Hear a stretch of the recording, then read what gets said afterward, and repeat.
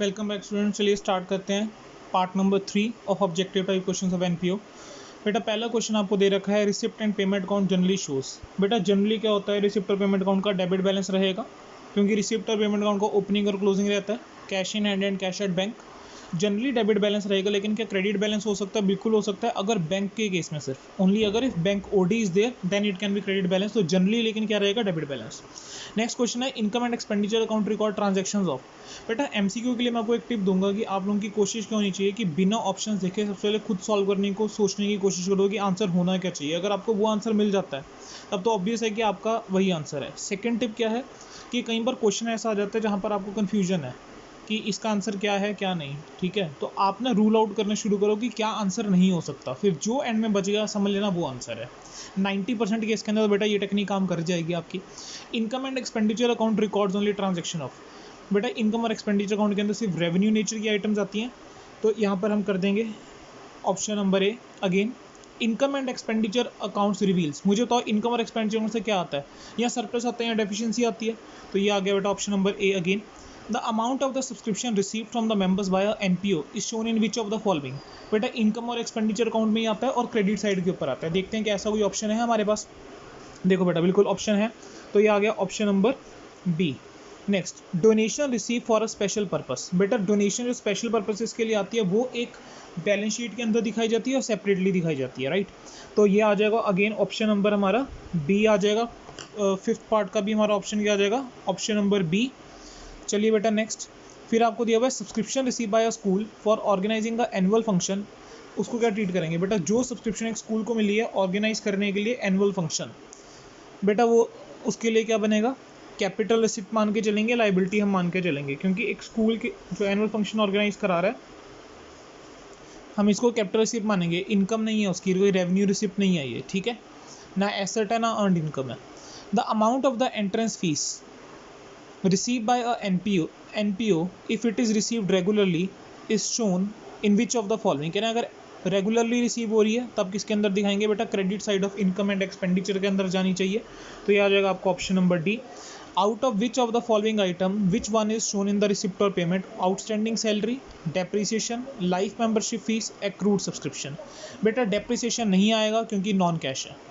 Accrued subscription यानी subscription due but not received again नहीं आ सकता। Outstanding salary, salary due but not paid नहीं आ सकता, तो बचा क्या? Life membership fees. NPO prepares trading account, trading P&L, income expenditure, all of the above. बेटा इनकम एंड एक्सपेंडिचर बनाता है, ठीक है। The receipt and payment account is summary of. Receipt और पेमेंट समरी को होता है बेटा कैश रिसिप्ट और पेमेंट्स का, ठीक है, तो इसका ऑप्शन होना चाहिए ऑप्शन नंबर बी। तो बेटा हमने अब तक कितने कर लिए? हमने 10 कर लिए हैं। Next, receipt and payment account is a. बेटा रिसिप्ट और पेमेंट अकाउंट क्या है? रियल अकाउंट होता है बेटा रिसिप्ट और payment account. Income and expenditure account होता है बेटा नॉमिनल अकाउंट, ठीक है। रूल कौन सा लगता है? नॉमिनल का रूल क्या होता है? Debit all expenses and losses, credit all incomes and gains. चलिए बेटा थोड़ी सी मैं कैमरा की सेटिंग करके आप लोगों को द्वारा मैं कंटिन्यू करता हूँ, just give me a minute. चलिए बेटा, credit side balance in the income and expenditure account receive. Income और एक्सपेंडिचर का बोल रहा है बेटा excess of cash receipt over payment, excess of cash payment over receipt. बेटा ये तो दोनों ही नहीं हो सकते, ए और बी तो हो ही नहीं सकता, है ना। या तो excess of expenditure over income रहेगा, या क्या रहेगा? Excess of income over expenditure. चलिए ये आप लोग सोचेंगे बेटा क्या होता है इनकम एक्सपेंडिचर अकाउंट। चलिए बेटा excess of income over expenditure होगा, क्योंकि क्या है? बैलेंस क्रेडिट है।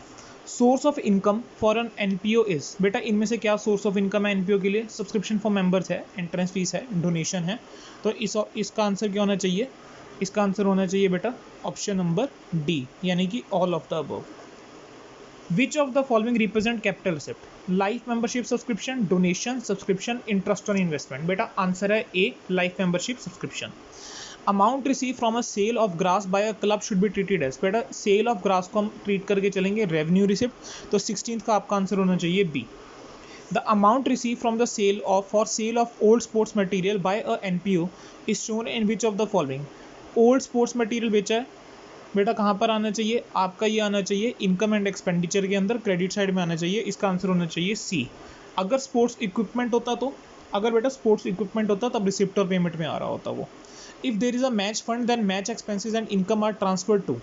बेटा अगर मैच फंड है तो ये तो आपका फिर liability side of balance sheet के अंदर ही आना चाहिए, that is therefore option should be option number C. Subscription received in advance during the current year, बेटा subscription received in advance during the current year क्या है आपका, इनकम तो नहीं है, इस साल मिली है, एडवांस में मिली है, यानी नेक्स्ट ईयर के लिए मिली है, तो आपके लिए ये लाइबिलिटी है, तो 19 का ऑप्शन है बेटा सी। सब्सक्रिप्शन रिसीव्ड इन कैश, चलिए बेटा अब यहाँ पर हमें कैलकुलेशन करनी पड़ेगी। वो कह रहे हैं subscription received in cash during the year amounted to 40,000, subscription outstanding at the end of the previous year was 1500 and at the end of current year was 2000, subscription received in advance for the next year was 800। चलिए बेटा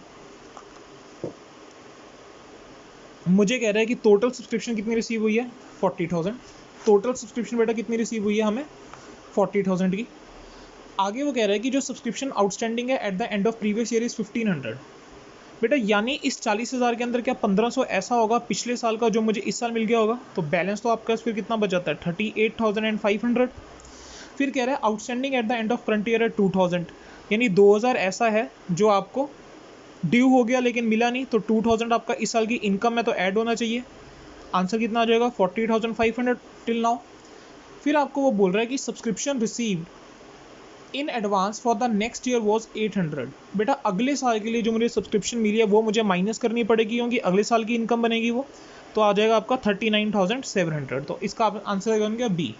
बेटा जो objective type के questions हैं उसके अंदर आपको सिर्फ ऑप्शन लिखना होता है, आपको कैलकुलेशन करके दिखाने की जरूरत नहीं है, तो जिस तरह से मैंने रफ में कर दिया क्वेश्चन पे ही आप भी वैसे ही कर सकते हैं।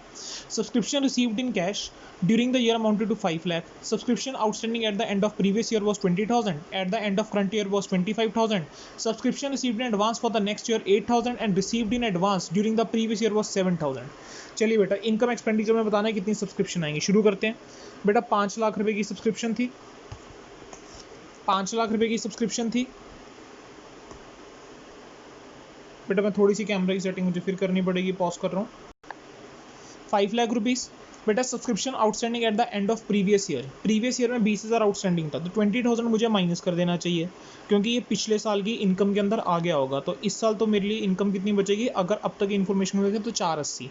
25,000 है जो इस बार की इनकम में ड्यू हो गई लेकिन मिली नहीं, तो इसको मैं ऐड कर दूंगा तो मेरे पास आ जाएगा 5,05,000।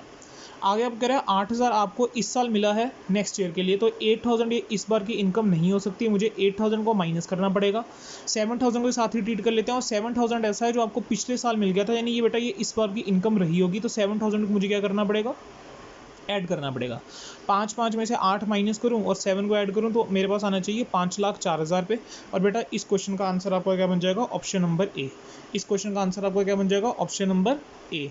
चलिए बेटा नेक्स्ट पार्ट की तरफ चलते हैं, नेक्स्ट पेज यानी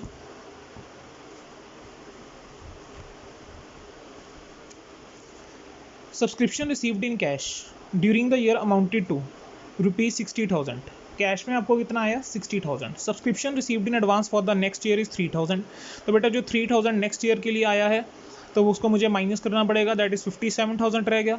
received in advance during the previous year 57,000 में 2,000 ऐड हो जाएगा 59,000। 59,000 कह रहे हैं subscription in arrear at the end of current year, यानी सब्सक्रिप्शन आउटस्टैंडिंग है ड्यू बट नॉट रिसीव, तो 5,400 मुझे ऐड करना पड़ेगा। 60,000 minus 3 is 57, 57 plus 2 is 59, 59 plus 5,400, 59 plus 500 400 is 64,400, तो बेटा आपका बनेगा ऑप्शन नंबर डी। चलिए next, subscription received in cash during the year amounted to 3 lakh, subscription received in advance for the next year is 10,000, 3 lakh में से 10,000 माइनस होगा 290। Received in advance during the previous year was 8,000, 290 में 8 add करो 298। Subscription in arrear at the end of the previous year was, यानी outstanding at the beginning of the year 18,000। मेरे पास अब तक कहाँ तक पहुंचे थे हम, 3 लाख में से हमने 10 माइनस करा था 290 के अंदर हमने 8 ऐड करा था 298। अब इस 18 को भी क्या करना है माइनस 280, एंड 280 के अंदर मुझे क्या ऐड करना पड़ेगा eight the and subscription in arrear at the end of the current year, that is 12,000, 280 plus 12 is 292, तो बेटा आंसर आना चाहिए 2,92,000। चलिए बेटा next, what will be the credited to the income expenditure account for the year ending 31st of March 2010 on the basis of the following information, subscription received during the year कितना है 4 लाख रुपए, तो ले लेते हैं बेटा 4 लाख रुपए। कह रहे हैं आउटस्टैंडिंग सब्सक्रिप्शन दे रखी है 9 और 10 की, आउटस्टैंडिंग ओपनिंग क्या करूं इसका मैं लेस करेंगे 25,000 का क्या करेंगे, ऐड करेंगे। 3,000 का क्या करेंगे, advance subscription eight the beginning है, ऐड करेंगे। और 2,000 का क्या करेंगे, लेस करेंगे। इसको सॉल्व करो, आपका जो आ रहा है वही आपका आंसर है। 4 में से 10 गए, 390, 390 के अंदर 25 ऐड करो तो 5 15, 5 15 में 3 ऐड करो 5 18, 5 18 में 2 माइनस करो। कोई कैलकुलेशन मिस्टेक करी क्या मैंने, 5 पे कहाँ पहुँच गया हूँ। 4 lakh, 4 lakh minus 10,000, 390, 390 plus 25, 4 15, 4 15 plus 3, 4 18, 4 18 minus 2 4,16,000। तो बेटा आंसर आ जाएगा 4,16,000। नेक्स्ट है, there are 200 members each paying annual subscription of 1000। सीधा लास्ट लाइन पढ़ लेता हूँ ना फिर मैं। Amount shown in income and expenditure account will be, बेटा बिना पूरा क्वेश्चन देखे ना मैं सीधा बोल देता हूँ 2 लाख रुपये इसका आंसर है। इसका आंसर क्या है, 2 लाख रुपये। चलिए, the opening balance of price fund was 32,800। During the year donation receive towards this fund was 15,400। बेटा 32,800 मेरे पास पहले से था, 15,400 मुझे और मिल गया, यानी 48,200, 48,200 ये बन गया। हमने उसमें से 12,300 के प्राइजेस दे दिए। 48,200 में से मैंने 12,300 के प्राइजेस दे दिए। चलिए लिख के ही कर लेते हैं, कैलकुलेशन थोड़ी सी गंदी है।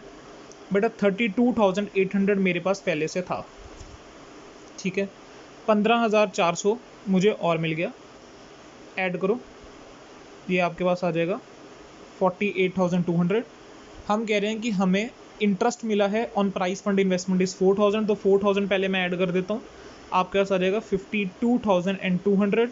और हमने इसमें से 12,300 जो है बेटा खर्च कर दिए। तो बेटा आपके पास जो आंसर आना चाहिए दैट शुड बी 39,900। और 26 का आंसर है बेटा option number C. Salary paid in cash during the year current year was 80,000। चलिए बेटा इसको सॉल्व करें। 27 80,000 की आपने सैलरी दी है कैश के अंदर। Outstanding salary eight the end of year was 4,000, यानी salary due but not paid. तो बेटा इस 4,000 को जो आपने पे नहीं करा मुझे ऐड करना चाहिए। Salary paid in advance last year pertaining to current year was 3,200। ये 3,200 लास्ट ईयर एडवांस में आ गया था, तो यानी ये सैलरी भी इस साल की है, ऐड होगी। Paid in current year for the next year, मुझे इसको क्या करना चाहिए बेटा, माइनस करना चाहिए, क्योंकि ये अगले साल की सैलरी है इस 80,000 में जो आ रही होगी। तो 80,000 प्लस 7,200 इज 87,200 माइनस 5,000 82,200। तो बेटा इसका आपका आंसर क्या बनना चाहिए, 82,200। क्वेश्चन नंबर 27 का। चलिए question number 28, salary paid in cash during the current year was 30,000, ले लेते हैं 30,000।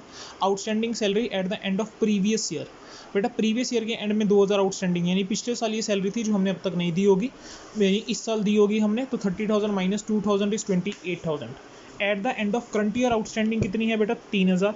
28 plus 3 is 31,000। Salary paid in advance during the current year for next year कहाँ तक आया था बेटा, 31,000। और 31,000 के अंदर हमने कितना ऐड करना है बेटा, 2600 को हमें क्या करना पड़ेगा, लेस करना पड़ेगा। एक बार दोबारा से चेक कर लेते हैं। 30,000 रुपीज़ था, 30,000 के अंदर हमने कितना ऐड लेस करा था, 2,000, तो आ गया था 28। 28 प्लस 3 31, एंड 31 में से अब मुझे लेस क्या करना है, 2600। तो 31 में से बेटा अगर आप 2600 माइनस करोगे तो आपके पास आंसर आना चाहिए ये 28,400। तो बेटा इस क्वेश्चन का आंसर है आपका 28,400, that is option number D. Salary paid for the year ended 31 March 2010 amounted to 75,000। कह रहे हैं 75,000 सैलरी है जो हमने पे करी है। How much amount will be recorded in income and expenditure in the following case. 31 मार्च 2009 और 10 का आपको डाटा गिवन है, आउटस्टैंडिंग सैलरी इतनी है, यानी बेटा 75,000 में से 6,500 तो आपने पिछले साल का पे करा होगा और 6,000 आपने इस साल का अगर आउटस्टैंडिंग है तो क्या करेंगे, 75,000 उसमें से माइनस कर देंगे हम 6,500, हम ऐड कर देंगे 6,000 due but not paid. Prepaid salary 1,200, यानी ये 1,200 सैलरी किस ईयर को बिलोंग करती होगी, 9-10 को। तो मुझे इस 1,200 को क्या करना चाहिए, ऐड करना चाहिए, और 1,000 को क्या करना चाहिए बेटा, माइनस करना चाहिए। तो बेटा इसको सॉल्व करो अब। 7500 माइनस 65 प्लस 6, तो बेसिकली 74,500, 74,500 प्लस 1,200, 74,500 प्लस 1,200, 75,700, 75,700 माइनस 1,000, तो आ जाएगा 74,700, तो आ जाएगा आपका 74,700। और बेटा क्वेश्चन नंबर 29 का आंसर है 74,700। How much amount will be shown in the income and expenditure account in the following case. Payment आपने दी है 60,000 की। बेटा ये तो क्वेश्चन मुझे ना डिटो सेम लग रहा है जो हमने फिल इन द ब्लैंक्स में या ऐसे इस टाइम में शायद आया था। हमने ड्यूरिंग द ईयर 2019 पेमेंट कितनी करी 60,000। बेटा ये 60,000 कैसे यूज़ होगा, सबसे पहले तो हमने ये 8,000 जो ओपनिंग क्रेडिटर्स हैं उसके लिए यूज़ करे होंगे, यानी मेरे पास बैलेंस कितना बच गया 52,000 का। अब वो कह रहा है कि अभी भी 6,000 के आउटस्टैंडिंग है, क्रेडिटर्स हैं eight the end of the year, यानी कि 6,000 पे मैंने टोटल सामान कितने का खरीदा होगा 58,000 का। 3,000 मैं ऐड करूँगा ओपनिंग स्टॉक और 3200 हम लेस करेंगे, तो आपका आंसर आना चाहिए बेटा इसका 57,800। 30th का आंसर है बेटा ऑप्शन नंबर ए 57,800। अब नेक्स्ट है how much will be shown income expenditure. बेटा अनपेड फॉर मेडिसिन का मतलब क्या है, बेसिकली क्रेडिटर्स ही हैं, ठीक है। इसका मतलब क्या है, creditors for medicine. Payment made for the medicine कितना है 2.5 लाख रुपये। 2.5 लाख में से सबसे पहले हमने क्या पे करा होगा 10,000 रुपये, 240 में 12 ऐड करो 252 के अंदर हम मानो, यानी हमने 252 का परचेज कर था medicine during the year. 252 plus 8 is 260 minus 13 is 247। तो बेटा आंसर आ जाएगा 2,47,000। बेटा आप लोगों की भी यही स्पीड होनी चाहिए। मैंने ऑलरेडी बोला था कि अगर आप लोगों ने रिवाइज नहीं करा हुआ है तो आपको बहुत तेज़ लगेगी क्लास ये। अभी सिर्फ 15-16 मिनट की क्लास हुई है और हम 31 कर चुके हैं MCQ। If a general donation of a huge amount is received by a school that donation is treated as. अगर जनरल डोनेशन मिली है बेटा इरिस्पेक्टिव कि अमाउंट कितनी है कितनी नहीं, अगर छोटी से छोटी अमाउंट है बड़ी से बड़ी अमाउंट है, it is a general donation. तो 32 का आंसर आपका क्या बनना चाहिए, रेवेन्यू रिसीव बनना चाहिए इन माई ओपिनियन। मेरी ओपिनियन में तो बेटा इसका आंसर है रेवेन्यू रिसिप्ट। चलिए बेटा, मैंने आपको बोला कि मेरी ओपिनियन में आंसर है रेवेन्यू रिसिप्ट, ठीक है। लेकिन एक बार बाकी ऑप्शन भी चेक करने चाहिए, तो देखते हैं बाकी ऑप्शंस को। उसने आके दिए गए इसके अंदर ऑप्शन, वो कह रहा है कैपिटल रिसिप्ट। चलो कैपिटल रिसिप्ट पर भी बात करता हूँ मैं। फिर वो कह रहा है एसेट्स। बेटा डोनेशन कहीं से मेरा एसेट तो नहीं हो सकता, ठीक है। तो ये इसको तो मैंने कर दिया रूल आउट, सी तो आंसर नहीं है इसका। अर्नड इनकम भी नहीं है ये मेरी, तो क्योंकि एक स्कूल के लिए सोच के देखो रिसिप्ट होती क्या है, इनकम क्या हो सकती है, फीस। अब मुझे बताओ, अब जो डोनेशन आई है क्या अब आपकी थिंकिंग सेम है, क्या रेवेन्यू रिसिप्ट है, आंसर है नो बेटा। बेटा ध्यान से सुनेंगे मेरी बात को, अगर ये NPO होता ना और वैसे जनरल एक डोनेशन होती तो मैं मान लेता it is a revenue receipt. Specific donation होती हम लेते लाइबिलिटीज़ के अंदर। एक स्कूल के लिए जो एक रेवेन्यू नेचर की रिसिप्ट होती हैं दैट इज़ फीस, ठीक है। और यहाँ पर तो आ रहा है डोनेशन, तो बेटा इसको हम मान के चलेंगे कैपिटल रिसिप्ट, इसको हम मान के चलेंगे कैपिटल रिसिप्ट। तो हम ऑप्शन क्या लेके चलेंगे, ऑप्शन नंबर बी। नेक्स्ट है if general donation of smaller amount is receive by school then donation will be shown in. बेटा अब देखो, मैं आपको बताता हूँ ये वाला क्वेश्चन मुझे नहीं लगता आपसे पेपर में भी पूछेगा, क्योंकि इसके अंदर एजम्पशन के बेस के ऊपर आंसर चेंज हो सकता है। मैंने जो एजम्पशन लेके आपको बताया उस हिसाब से capital receipt, but answer can be different here. अगला क्वेश्चन देखो, if a general donation of smaller amount is receive by school that donation will be shown इन। अब यहाँ पर उसने मेरे को एक ऑप्शन दिया लाइबिलिटी साइड, दूसरा एसेट साइड, फिर रिसिप्टर पेमेंट की बात कर रहा है। बेटा सोच के देखो, अगर मुझे डोनेशन मिलेगा किस फॉर्म में मिलेगा, कैश की फॉर्म में मिलेगा, तो देखा जाए तो डोनेशन जब मिलेगा मुझे तो मैं रिसिप्टर पेमेंट में तो रिकॉर्ड करूँगा ही करूँगा, मैं रिसिप्टर पेमेंट में उसको रिकॉर्ड करूँगा ही करूँगा। तो इसको मैं ले लेता हूँ debit side of recipient payment में। बेटा अगर आपकी ओपिनियन में कोई मेरा आंसर गलत मैंने मार्क करा है या आपका ओपिनियन अगर डिफरेंट है तो मुझे कमेंट्स में ज़रूर बताना, या फिर आप अगर यूट्यूब पे देख रहे हो तो कमेंट्स में बताना। अगर आप लोग चैट में देख रहे हो, सॉरी एप्लीकेशन में देख रहे हो, तो चैट में मुझे बताना जो एप्लीकेशन में ऑप्शन अवेलेबल है। Out of the following items which one is shown in the recipient payment account of NPO। कह रहे हैं इसमें से कौन सी आइटम है जो रिसिप्टर पेमेंट अकाउंट के अंदर आती है NPO के। देखते हैं क्या क्या गिवन है ऑप्शन। हमें ऑप्शन गिवन है accrued subscription, outstanding salary, depreciation, और आखिरी ऑप्शन है नन ऑफ द अबव। जरा सोच के देखो बेटा क्या इनमें से कुछ भी आता है, नहीं आता, तो option will be option number D. Out of the following item which of the following is not shown in receipt और पेमेंट। कह रहे हैं रिसिप्ट और पेमेंट में क्या नहीं आएगा, subscription received in advance, subscription due, last year subscription received, all of the above. Subscription received in advance, अगर सब्सक्रिप्शन मुझे एडवांस में मिल गई वो तो रिकॉर्ड हो जाएंगी रिसिप्ट पेमेंट में। लास्ट ईयर की सब्सक्रिप्शन मिल गई वो भी रिकॉर्ड हो जाएगी। सब्सक्रिप्शन ड्यू का मतलब हो गया ड्यू बट नॉट रिसीव्ड, तो ऑप्शन आना चाहिए B.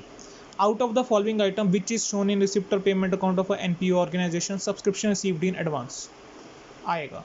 Last year subscription received आएगा, करंट ईयर सब्सक्रिप्शन रिसीव आएगा, तो ऑप्शन आना चाहिए all of the above, option number D.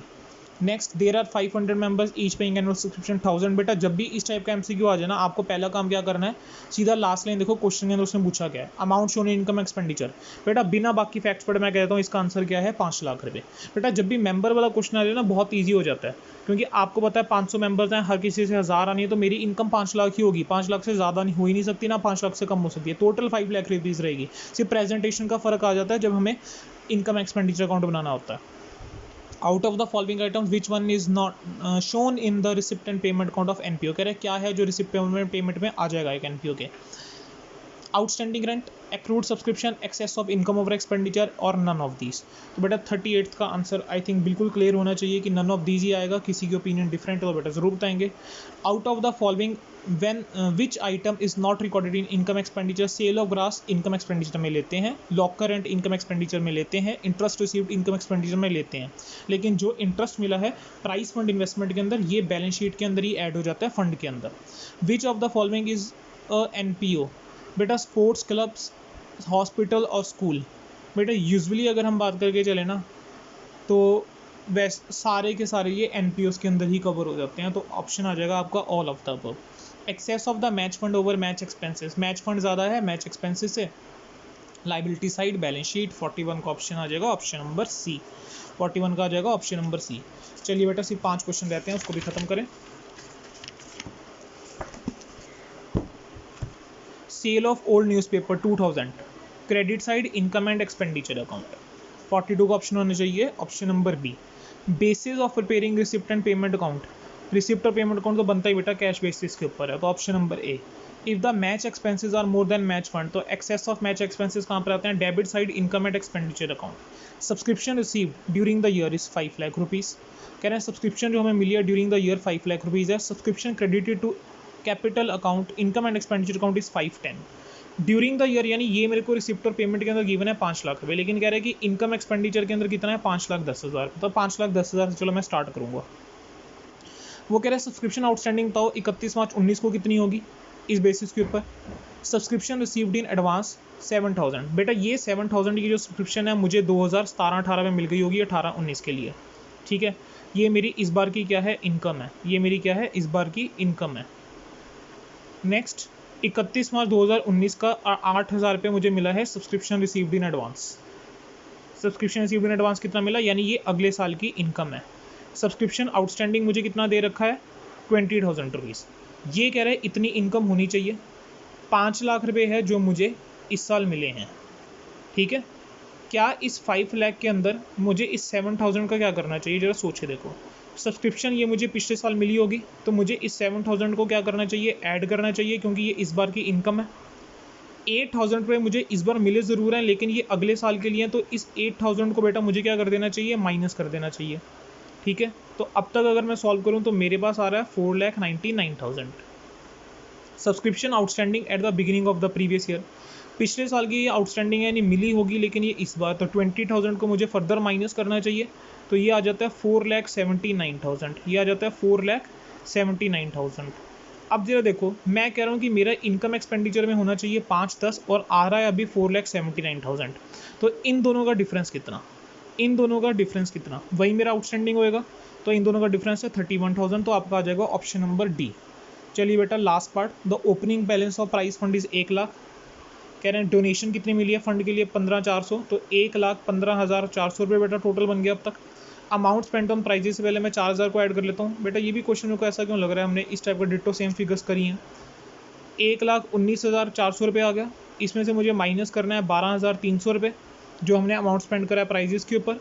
तो बेटा आपके पास जो आंसर आ जाएगा दैट विल बी 107,100, तो आंसर आ जाएगा ऑप्शन नंबर सी, ठीक है।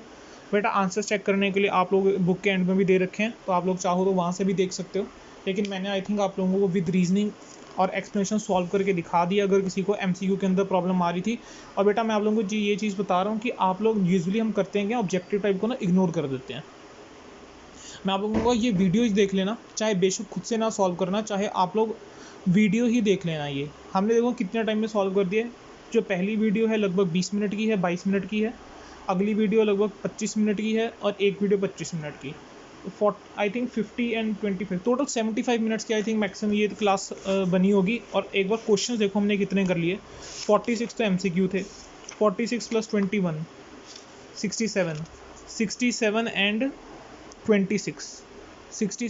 26 कितने हो गए आपके